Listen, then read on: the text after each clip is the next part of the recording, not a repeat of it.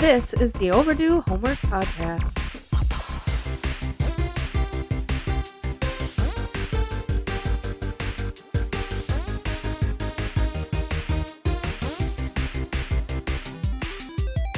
Welcome to the show. That's Trav. I'm Drew. And I'm Trav. This is the Overdue Homework Podcast, and as always, we are here to talk about 80s and 90s media. Well, more correctly, to give you our opinions on 80s and 90s media. As always, you can contact us at overduehomeworkpodcast@gmail.com. Trav, how are you doing? Pretty good, Drew. I had a pretty busy Wednesday for my normal lazy Wednesdays, but thank God we had a 23-minute episode to watch for our homework because I got a whole bunch of extra watches today with it. So, yeah. It's like the good and the bad with a short episode. It's like, it's nice because podcast listener, we have day jobs besides this podcast, so it is kind of nice to have an easy one every once in a while. Yeah. But then it's also like, is it going to be long enough? Don't worry, we'll fill it enough. Remember when we used to wonder if we could make it even 20 minutes long before we started? Like, can we talk for 20 minutes? No, it's like, keep it under 2. Let's try to keep it under 2 hours, please. 2 hours, please. Boy. Well, how are you doing, Drew? I'm doing really good. Though Halloween's all over with, and if you subscribe to our Instagram, you saw some really cool pictures of both Trav and I and my family and Trav and his girlfriend. It was lots and lots of fun. Halloween was this year for me. Oh yeah. I'm just excited for this episode, particularly because it's kind of ushering in the Christmas season, and I'm definitely ready for Christmas. Definitely. Still kind of a hard transition because it's kind of far away still. It is kind of far away, but I love Christmas. Yeah, me too. I love Christmas a lot. Kristen's been a little bit reluctant to put up the Christmas stuff yet, and I'm like, well, whenever you want to, you can put up the Christmas stuff, but she's like, if you want it up that badly, you can go do it yourself. And you're like, I'll wait, I guess. I'll wait. Well, this episode we're doing a Garfield Christmas, and that is also known as a Garfield Christmas special. Okay. This episode was nominated for a Primetime Emmy Award for Outstanding Animated Program at the 40th Annual Primetime Emmy Awards. That's pretty crazy. Yeah, that's pretty cool. So there must not have been a lot of animation to nominate. I'm guessing. Not like nowadays. Yeah, I guess Garfield kind of has a little bit of that panache to it, you could say, where like people respected it to a certain extent. Yeah. Its animation style has a hard time holding up. Oh yeah. If you ask me, right? Definitely. You can tell that there was lots of shortcuts taken. Lots of shortcuts. So that nomination definitely wasn't for the actual technical animation of the episode. No. It was more for the story, I would suppose. So Garfield is created by Jim Davis, and you know that unless you've been living under a rock. This story is semi-autobiographical for him. So it's parts of his real life that he took to write this story. Written by Jim Davis, directed by Phil Roman. Phil Roman is also the director of the Peanut specials. Nice. Co-director was George Singer. It's starring Lorenzo Music as Garfield. Lorenzo Music was in lots and lots of other things as well. Most notably, I can think of from my childhood, is he was Larry the crash test dummy in the "You Could Learn a Lot from a Dummy. Buckle up." You remember that? You remember those commercials? Yeah. So he was Larry. That's okay. Way to go, Lorenzo. R.I.P. Lorenzo, unfortunately. Tom Huge. It's probably like Hugh, I would guess, as John Arbuckle. He does not have a Wikipedia page on the internet, so I was like, you know what? I'm not even going to research you at all because you obviously haven't done anything besides John Arbuckle. Off the grid. He's off the grid. Greg Berger as Odie, and I recommend you guys looking him up. He has a filmography that goes on for miles. It's unbelievable what he's been in. It's been everything, and he barks in Garfield. That's what he does in Garfield. He's just got a crazy, crazy filmography. We got Pat Harrington as Dad Arbuckle, Julie Payne as Mom Arbuckle, David Lander as Doc Boy Arbuckle, Pat Carroll as Grandma Arbuckle, and the theme music was composed by Ed Boyogus and Desiree Goyote. They did the music and lyrics. And then Lou Rawls, Tom Huge, and Greg Berger, and Desiree Coyote, and Lorenzo Music, they all sang on the opening theme and a lot of the episodes also. Yep. So do you know who Lou Rawls is? No. Lou Rawls is kind of a big deal, and it's interesting that he is in Garfield. Like, he lends his writing talents to Garfield. He lends his singing talents to Garfield. So besides composing the songs and singing the songs for the Garfield Christmas special, he also served in the U.S. Army. He had 7 Billboard Top 50 hit singles across 52 albums. Jeez. Yeah, the last album came out in 2006. R.I.P. That's when he died. Okay. He won 3 Grammys, and he's had roles in everything from movie to TV.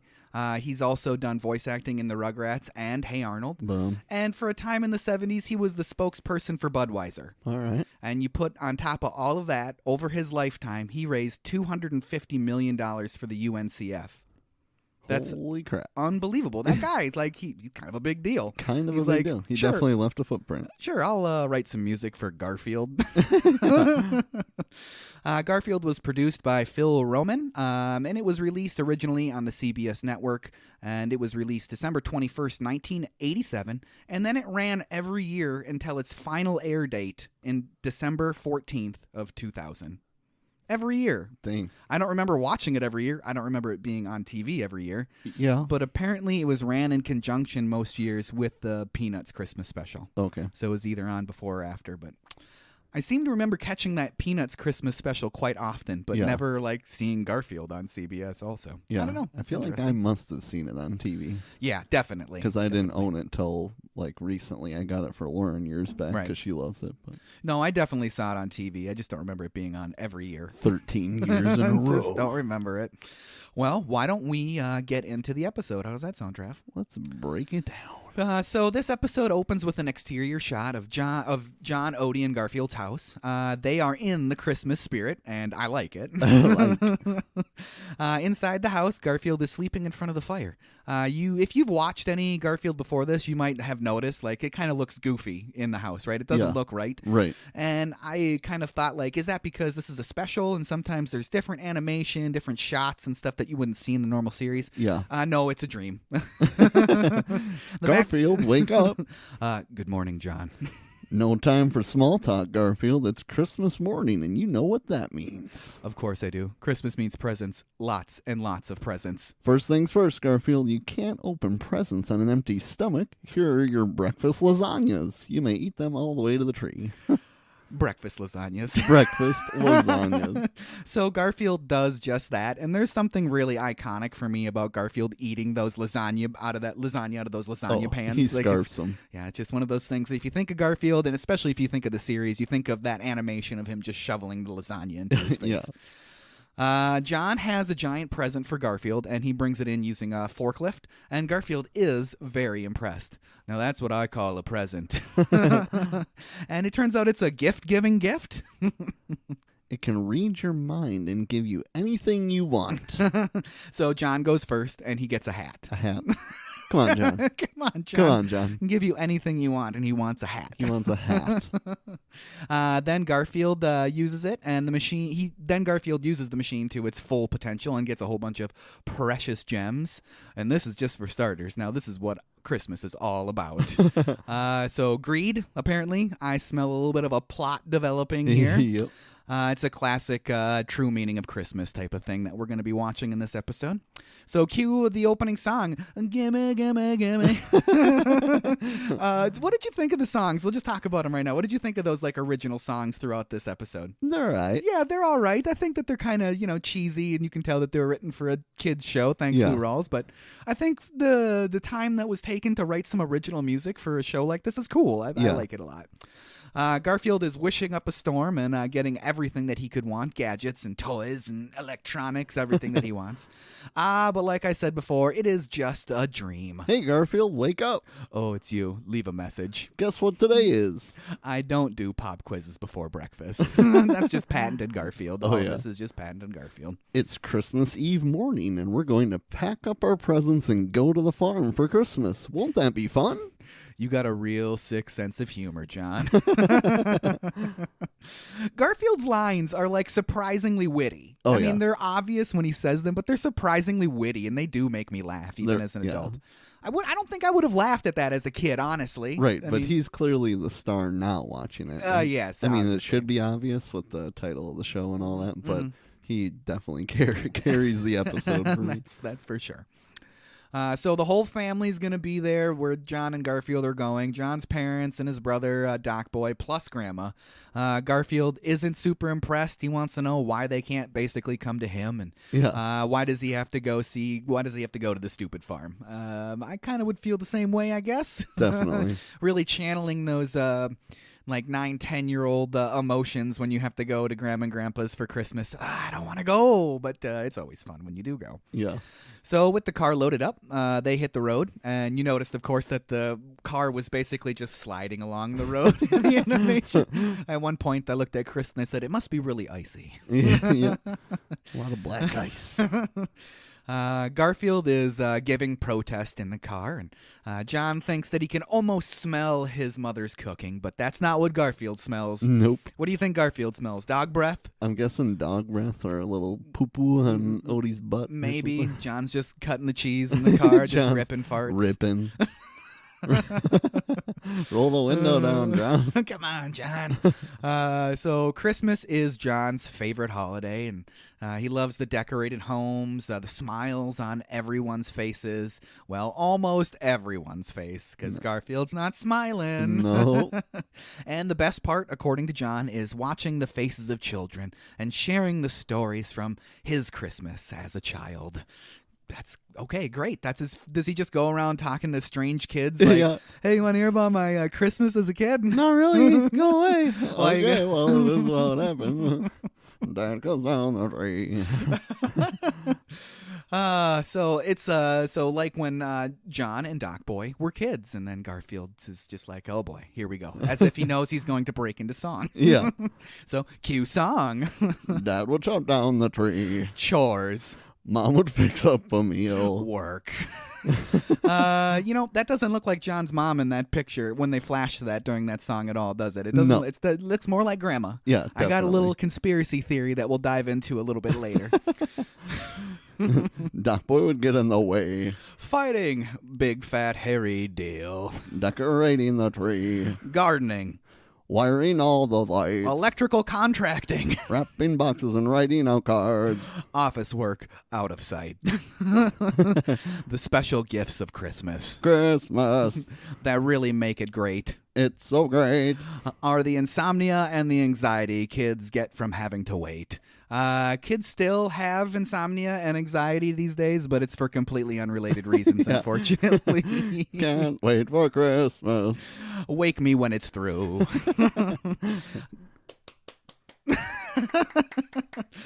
So the trio, they do make it to the farm. They must just live like 10 minutes away or something like that. Yeah. I'm not sure if it's like knowledge where John and Garfield and Odie are supposed to be from, but it kind of looks like maybe New York City, like where they're living at, I should say, currently, because it kind of looks Empire State Building-esque in the background there. 10-minute drive to the farm. Yeah, from New York City. Behave yourself this Christmas, Garfield. No problem. I'll wait in the car. They get to the door. Mom takes the presents, and John says hello to his dad and brother. Doc Boy, how's my favorite brother? And Doc Boy's like, I'm your only brother, buddy. Yeah. And John seems genuinely surprised. Like, oh, yeah, that's right. Oh, yeah. Like, okay, I guess. And then there's Grandma. She's a bit of a curmudgeon, like her, like Garfield. Yeah. So she says that she's just gonna sit there in the dark until you come over and pay your respects. Okay, Grandma. I never had a relative like that. No. That's kind of like emotional abuse on your child. You didn't have a grandmother, or grandparent, aunt, or uncle that was just like, until you come over and talk to me. And no, neither. Absolutely not. No, me neither. Thank goodness. And my grandma's chair didn't face the window. She didn't sit in the dark. No, didn't sit in the dark.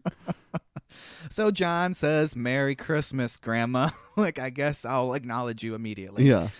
She's pretty happy to see John, but immediately calls him fat and then elbows him in the stomach. Yeah, okay. She seems like a fun gal. Definitely. She does 100 sit-ups every day. She's got abs for days. All right, Grandma. I wish she would have pulled up her shirt and just been a gleaming six-pack. Just chiseled. Just straight gleaming 8-pack with the riblets, right? And she even takes it one step further and tells her grandson to punch her in the stomach. Yeah. Like, John declines. Luckily. Grandma, you remember Garfield, don't you? We don't need kids seeing that on CBS growing up, coming decking Grandma. And then she says, I remember when we only had wood-burning cats. That threw me off for sure. Garfield's reaction is perfect. Yeah. Bizarre. Like, that's what that is. It's completely bizarre. Wood-burning cats? Wood-burning cats. Couldn't have said that better than myself there, Garfield. John's mom is super pumped that the family's all there. It's going to be the best Christmas ever. Oh, put a sock in it, dearie. And Garfield says, I can see Grandma and I are going to get along just fine. Two peas in a pod. So here we are. We're going to take a second here. John kind of looks like his brother and his father, minus hair, right? Right. Kind of. John just still has hair. Doc Boy has barely any hair, and his dad has no hair. Yeah. John and Doc Boy look nothing like their mother. Right. Nothing like their mother. Grandma kind of looks like John, but less like Doc Boy and John's father. And big question, whose mother is Grandma? Neither mom or dad say mom to her ever. Right. So John looks the most like his grandma. So Grandma is actually John's mom that she had out of wedlock after her husband died, right? And then her son, I'm assuming, because if you're going to draw a parallel of people looking like each other, Grandma looks more like Dad than anybody else. Yeah. Her son and his wife adopted John so she wouldn't be publicly shamed. It's definitely possible. It's a bit of a stretch. This is a Garfield Christmas special, and I'm sure the writers weren't thinking about it that much. I don't think they were, but I definitely think we're on to something. So maybe I should post this on Reddit, and we can get it right up there with the Angelica conspiracy theory, right? Yeah, get it right up there go. So somebody has to ask Jim Davis sometime about this. Yeah. Moving on. Later that day, John and Odie and Garfield head outside to do some chores. Sure, right? Sure. Garfield is not loving it. He can't see above the snow, ultimately running into that water pump or whatever you want to call it. Yep. Back inside with Grandma, and she's deciding to spice up dinner a little bit by adding some chili powder to the sausage gravy. Mom is not impressed and explicitly tells Grandma not to add any chili powder. What does Grandma do? She adds the chili powder. Yeah, why not? Mostly because she's the Greene County gravy champion. Greene County gravy champion. We go out to the barn with Odie, and he is up to something. He's collecting a garden cultivator. I looked it up to see what that thing was actually called. It's that 3-prong thing that everybody has in their garage. Yep. Nobody's ever bought one of those. They always get one when they move into a house from somebody. They're like, here's my old garden equipment. Yep. Most likely that person got that from somebody else also. Right. Just nobody buys one of those. Sales are -% these years. It's like the same 5 garden cultivators that are just circulating around a community. Right? Yeah. That's all it is. Just the same 5. Garfield discovers the spiced up gravy and has a classic cartoon reaction. Love it. Flames and all. It's just absolutely perfect. It's what you want out of a gag like that in a cartoon show. Yep. It's comforting in a way. It's familiar. It's very relatable. Eating something spicy, unbeknowingly. I don't think that's a word. It's dinner time, and Doc Boy says grace. He never knows what to, and then Grandma hits him in the head with a spoon. Yeah. Grandma's a great lady. Definitely. So I did have a grandma that was not afraid to smack me, but it was always in like a loving way. Sure. Like she would grab me by the face when she saw me and be like, slap, slap, slap. Like, Sure. I was like, oh, good to see you. Slap, slap, slap. Mine would always pick on me, but it wouldn't be slap, slap, slap. She'd always come over and try to like sneak up and like grab my ear or something when we're playing a game. So. I do like later on in life, Dorothy she would like literally like punch me in the shoulder, like lovingly, type of thing. But I do remember as a kid, she would like laugh and still like swat me in the behind if I was being mischievous. So she'd be like laughing at what I was doing, but she'd give me a swat anyway. So I remember that happening. Dorothy was a great lady. I miss Dorothy. I really miss Dorothy. But moving on. It is a funny bit with Doc Boy continuing to say grace even after he's said amen already, and then Grandma hits him in the head with the spoon again. Right. And then John happens to ask his mother, "Hey, Ma, pass the potatoes." Scalloped, whipped, fried, baked, or boiled. You always fix too much food. I'm going to skip dessert. Give me some pie.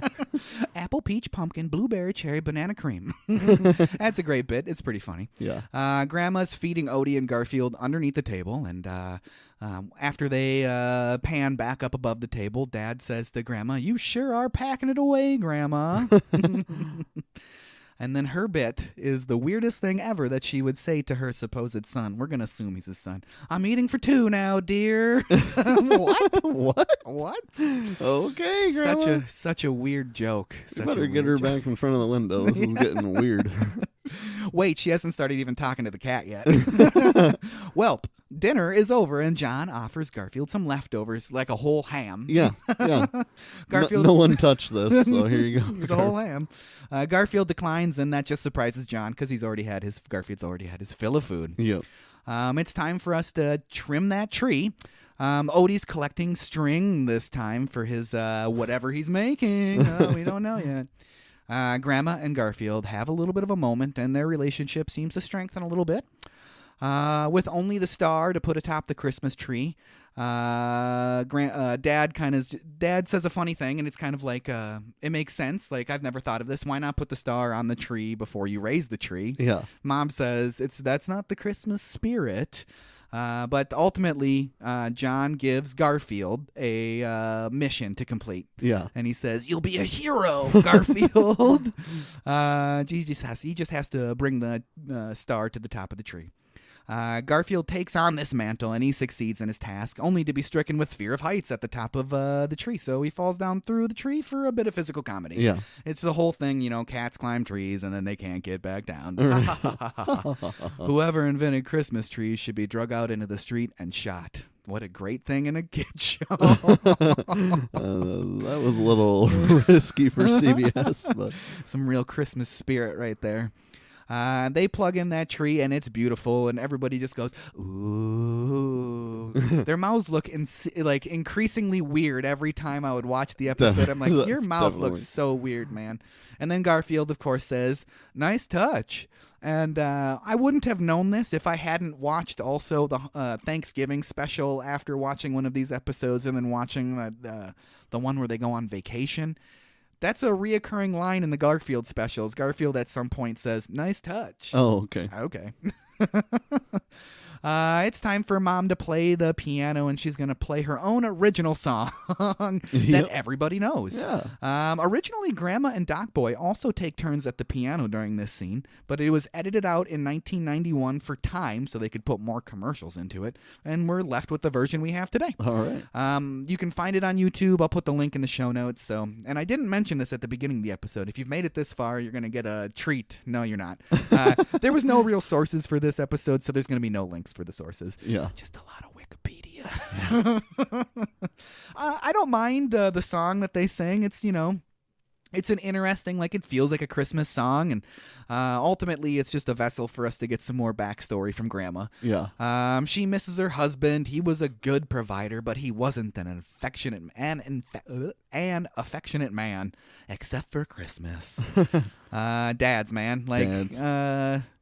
It's like something that I've taken on as a father is to break that cycle.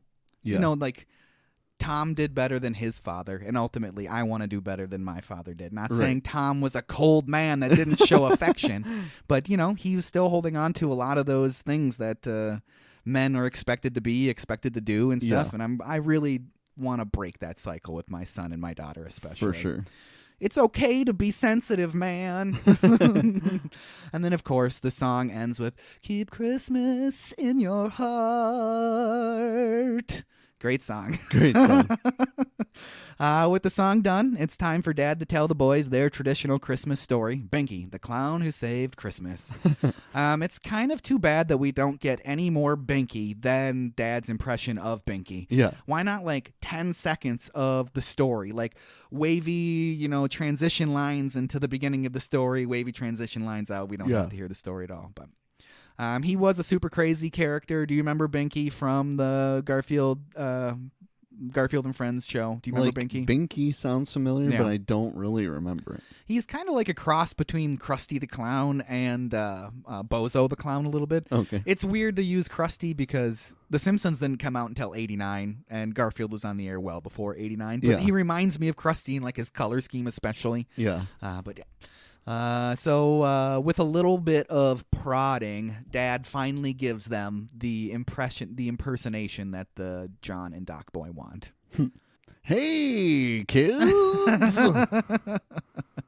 And the story's over, and it's time to get ready for bed. We don't get to hear the story at all.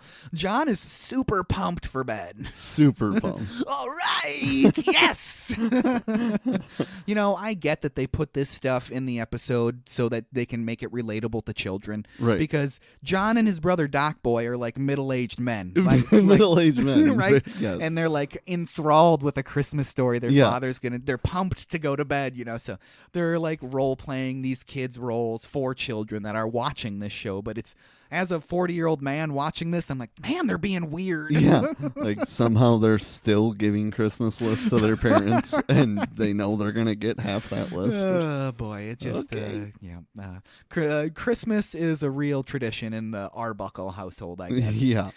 We flash over to Odie, and he's collecting yet another piece to be his to continue his yet realized project. We get some fun silent animation stuff. It's Pink Panther-esque, if you will.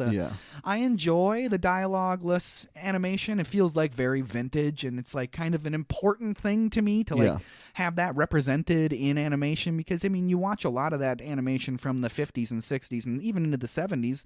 Looney Tunes cartoons, there's whole segments that are completely silent, and they're some of the most memorable Looney Tunes stuff, and it's cool to have that stuff in a more modern show. I like that a lot. Later that night, after the fire in the fireplace has completely burned down, Odie goes to the barn to finally assemble his project. Garfield awakes, and he follows Odie out to the barn.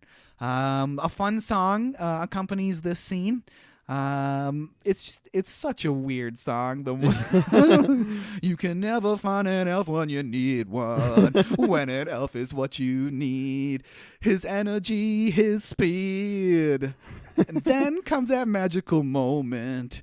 So the story goes on Christmas Eve. Then the elves and other weirdos.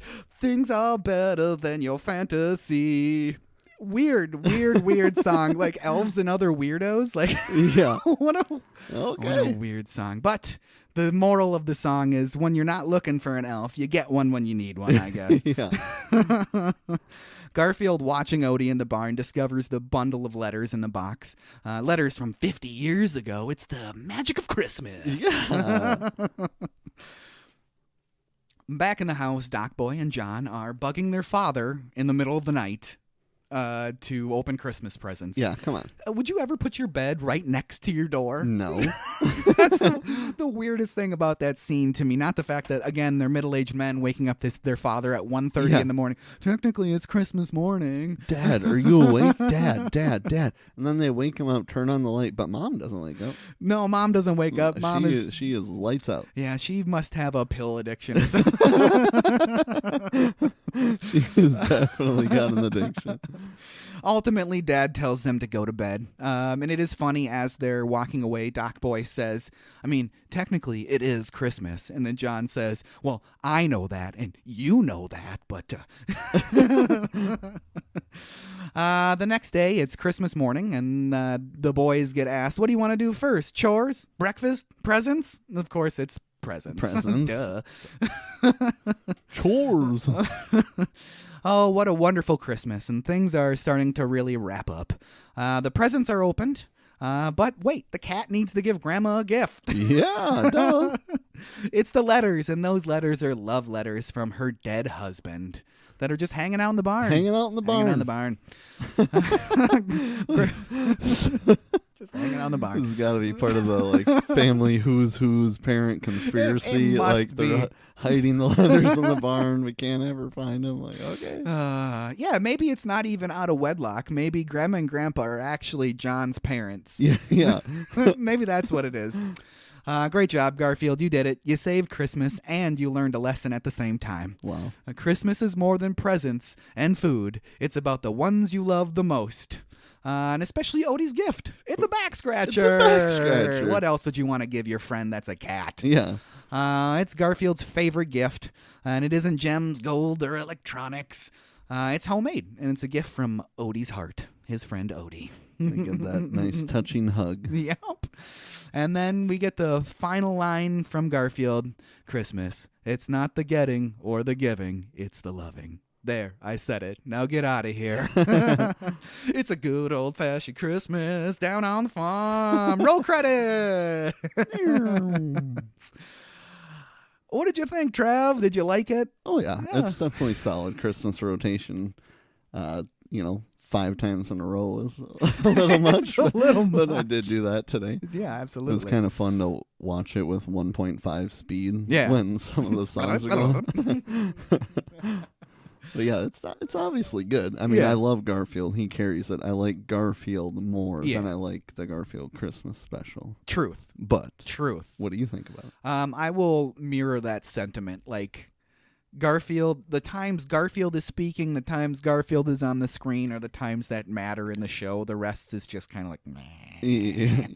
No, it's related. The Thanksgiving special is like legitimately funny. Nice. This one is not like funny. Yeah. It's more like heartfelt, right? Right. It's very heartfelt. I like that out of this. It's kind of like a snapshot into what Christmases were like before phones and all homes had multiple TVs and stuff like that. I mean, Mom played piano for entertainment. Yeah. So, it's a really good episode, and even Evie liked to watch it. So, nice. I mean, it'll be in the Christmas rotation, I think, from now on. I'm going to continue that on for sure. Well, with that out of the way, Trav, I think we can move on to our homework assignment. Pumped for this one. Yeah, it's going to be the second part of our Christmas suite this year, and it's Jingle All the Way from 1996. It was directed by Brian Levant, written by Randy Cornfield. Produced by Christopher Columbus. We know that name. Produced also by Michael Barnathan and Mark Radcliffe. Starring Arnold Schwarzenegger as Howard Langston. He does not look like a Howard. No, he does not. Sinbad. This is our first Sinbad appearance, and I'm looking forward to it. I love Sinbad. As Myron Larrabee. Phil Hartman as Ted Moulton. Phil Hartman, he's a gem. It's gonna be. I've thought about when we decided to do this one. I'm like, oh, it's gonna be kind of hard to watch him on this. Like Phil Hartman, man. Phil Hartman. Died too soon, man. Died too soon. Rita Wilson as Liz Langston. Jake Lloyd as Jamie Langston. Robert Conrad as Officer Alexander Hummel. Martin Mull as KQRS DJ, Mr. Ponytail Man, KQRS. Jim Belushi, the second best Belushi, as Mall Santa. And uncredited role for Mini Santa is Vern Troyer. Nice. R.I.P. R.I.P. Man. These movies are getting too old. Everybody's dead. Cinematography, for those who care, was by Victor J. Kemper. It was edited by Kent Beta, Wilton Henderson, Adam Weiss. Music by David Newman. The production companies were 1492 Pictures, Fox Family Films, and it was distributed by 20th Century Fox. It was released on November 16th, 1996 at the Mall of America because it plays a pivotal role in this movie. And then nationwide, it was November 22nd in 1996. It had a budget of $75 million and a box office of $129.8 million, and that's $252.8 million in 2023. Boom. Yeah. Those numbers don't jump up as much when we do these late 90s movies, because the inflation, man. Yeah. Inflation, man. So this is is this like the first super heavy Minnesota time movie that we've done? I'm thinking it is. I think so, yeah. Yeah, so takes place in Minnesota, takes place at the Mall of America. It's winter in Minnesota. It's going to be cool to have that factor in this next podcast. Oh, yeah. And I have a semi-interesting story about this movie. Barely interesting story about this movie that I will share next episode when we do that. Way to set the bar. I hyped Hellraiser up way too much, so I'm setting the bar much lower. The expectations. It's kind of an okay. It's not interesting at all, but stay tuned. Stay tuned for a story. Interesting factor to be determined. Yeah, there we go. I'll go with it. Trav, hit me with that outro. Outro. So to keep it short with this one, so we actually only got one email, and he specifically said, you do not need to read this. So I'm going to summarize it. It was from Manbear Pig. I mean, basically, he went on and on about how amazing we are. This is the best podcast in the world. He can't believe we're not famous yet. And he's been doing whatever he can to spread the word and all. But no, in all seriousness, he brought up how he has been hooked on Resident Evil since his... Was it his mom or his... I think it was his mom got him the first one for PlayStation. Yep. And he talks about how all the movies have basically sucked. Yep. And he said, this is way out of the wheelhouse of 80s, 90s. But the newest Resident Evil that just came out, Escape from Raccoon City or something like that, he says we need to watch it because it's awesome. And I think we should. We can maybe fix or finagle that into our Patreon. I like it. Which we keep talking about. And eventually people will know what it is. And it's going to be a thing with all this extra content. Yep. With extra credit episodes, which will take place not in the 80s and 90s. Yep. So the next one we're planning to do, which won't matter because it's going to be a long time till you get it, but we're doing X-Men, and maybe we can squeeze in this Raccoon City movie, too. I like it. I like it. I we'll do a little double feature, and, to be determined. TBD. Eventually, these will be available for you to listen to. We're working on it. Working on it. I don't want to set the bar too high, but there's maybe a new website coming, and the email, I just got to do it. We're going to have a new email address. It's coming. Setting that bar low. So then I just have one question for Drew, and it's going to be, what is the best or worst movie you've seen lately? And nothing that we've done on the podcast, so you don't get to pick Mars Attacks. Sorry. But if you're going best, you can't pick from here. You're going worst, you can't pick from here. So okay, so I'm gonna go best movie was Into the Spider-Verse. I think I've talked about it a little bit, the second one. Possibly. Yes. To me, at least. Not for sure on the podcast. It's amazing. So I think that was probably the best movie that I've seen as of late. Worst movie, not saying I didn't like it, but I watched Five Nights at Freddy on Peacock. Yeah. It is really, really bad. But it was still fun to watch. I didn't want to miss out on what kind of a cultural phenomenon that movie's kind of being right now, Sure. So I did watch it. It's not good. It's just the acting is flat. I don't remember the actor's name, but he played PETA in the Hunger Games movies. Oh, yep. He's the lead in it, and his performance was fine. Sure. But everything else in it was meh. Yeah. Matthew Lillard was serviceable. The main female protagonist, she might as well just been a cardboard cutout, but it got my 2 hours, but that was probably the worst one that I've seen lately. For sure. Yeah. I haven't seen any good movies lately, but I did just watch a movie at my buddy's. We all decided on one we hadn't seen, Once Upon a Time in Hollywood. Have you seen that yet? Didn't like it. Really? Did you see it and like it? Yes. Oh my God. None of us liked it. We all thought it was really boring. I didn't know what was going on. And then by the end, you find out it has to do with the Manson.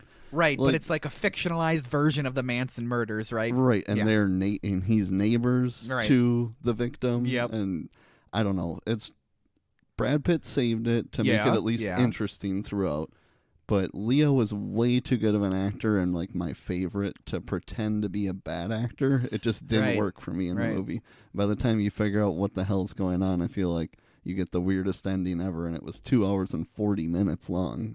It was very long. Very long.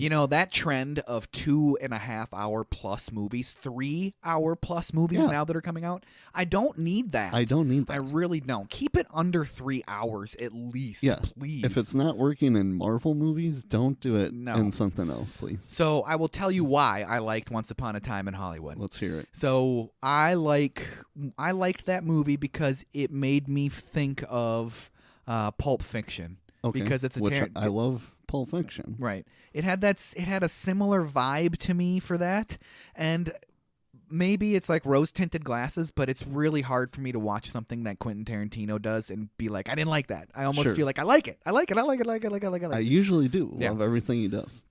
The pacing, I can completely understand why that was a turnoff. I think I really need to watch it again now that we're talking about this. The pacing is a turnoff for sure. The weird fictionalization where it just turns ultra violent at the end is a turnoff to me. And then the whole thing with Bruce Lee and Brad Pitt fighting is super random. It's also a huge turnoff for me. Definitely. So I understand where you're coming from. And then the whole subplot too with Brad Pitt's character maybe having killed his wife, but then everybody's like, he killed her, but he didn't kill her. And I'm like, what? This is weird. And I'm confused with the Margot Robbie because she's Sharon Tate, who is one of the victims or whatever. Yes. But she goes to the movie theater to watch herself, and she is in the movie. And Sharon Tate is in the movie, but it's not Margot Robbie in the movie on the screen. So I was like, when it first happened, I'm like, okay, so she's like the stunt double. And then by the end, you find out, no, that is Sharon Tate, who is in the movie, but it isn't Margot Robbie. So interesting.